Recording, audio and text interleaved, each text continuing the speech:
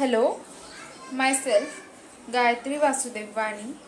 Today's topic is difference between primary key and constraints in SQL.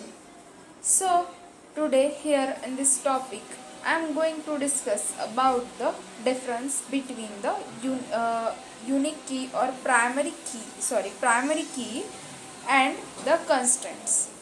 So, let's understand about the primary key. Primary key has the great importance in database management system.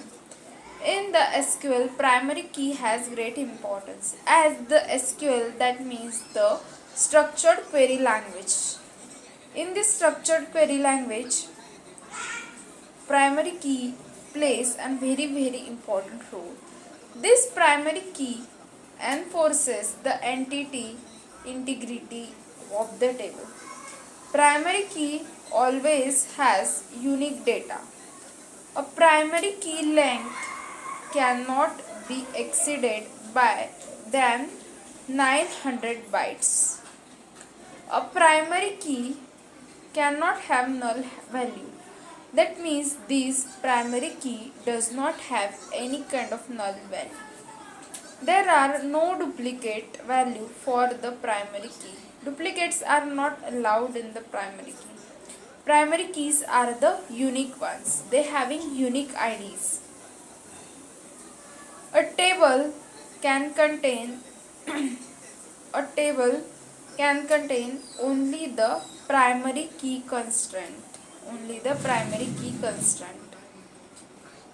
When we specify the primary key constraint for a table, database engine automatically create a unique index of the primary key column.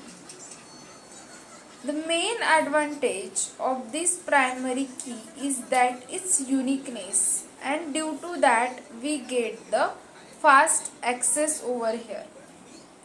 That's why in SQL it is having the great importance because it is unique, and by using the ID it acts as the ID of that particular data in the table.